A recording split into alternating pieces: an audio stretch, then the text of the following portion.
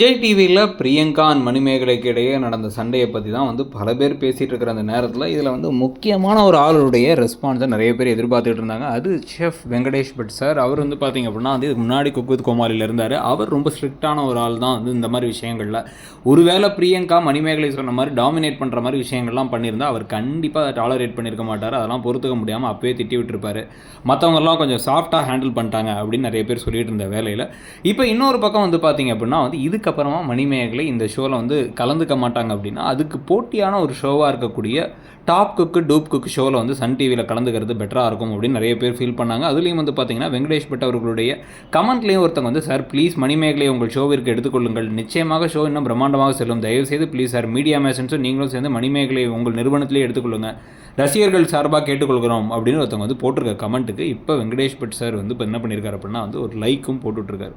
So இப்போ ஒரு பெரிய பிரச்சனைக்கு பிறகு சில சமயங்களில் பார்த்தீங்கன்னா அந்த மாதிரி ஒரு லைக்கோ இல்லை ஒரு சின்ன கமெண்ட்டோவே சப்போர்ட்டாக எடுத்துக்கலாம் அப்படிங்கிற நிலைமையில் இப்போ அவர் சொல்லியிருக்கிறத வச்சு பார்த்தோம் அப்படின்னா ஒருவேளை திருப்பி இந்த ஷோவுக்கு டாப் குக்கு டூப் குக்கு ஷோவுக்கு மணிமேகலை அவர்கள் வந்துருவாங்களா, அவங்க அடுத்த சீசனில் ஆங்கராக வருவாங்களாங்கிற கேள்வி இருக்குது. இன்னொரு பக்கம் பார்த்தீங்க அப்படின்னா இதுக்கு முன்னாடி சன் மியூசிக்கில் தான் ஒர்க் பண்ணிகிட்டு இருந்தாங்க. அவங்க அங்கேருந்து தான் இங்கே வந்தாங்க. ஸோ இங்கேருந்து திருப்பி போனால் சன் நெட்வொர்க் எடுத்துப்பாங்களா அப்படிங்கிற கேள்விகள் ஒரு பக்கம்.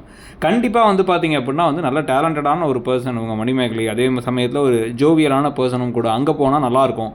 அதே சமயத்தில் இந்த பிரச்சனைக்கு கரெக்டாக இந்த மாதிரி ஒர்க் பிளேஸில் ஒரு பிரச்சனை நடக்குது அப்படிங்கிறத அவங்க வெளிக்கொண்டு சொல்லும் பொழுது அவங்களுக்கு சப்போர்ட் பண்ணுற மாதிரி அந்த முன்னாடி அவங்க ஒர்க் பண்ண நிறுவனமான மீடியா மேசன்ஸும் சேர்ந்து எடுத்துக்கிறதுக்கான வாய்ப்புகள் இருக்குன்னு சொல்லிட்டு இருக்காங்க. ஒருவேளை மணிமேகலை இந்த டாப் குக்கு டூப் குக்கு ஷோக்கு போனால் ஓகேவா, இந்த பிரச்சனைகளுக்கெல்லாம் உங்களுடைய கருத்து என்ன, இந்த பிரச்சனையில் நீங்கள் யார் பக்கம் அப்படிங்கிறதையும், ஒருவேளை இவங்கெல்லாம் சொல்கிற மாதிரி வெங்கடேஷ் பட் சார் இருந்தால் எப்படி இருந்திருக்கும்னு நினைக்கிறீங்கிறதையும் சொல்லுங்கள். தேங்க்ஸ்.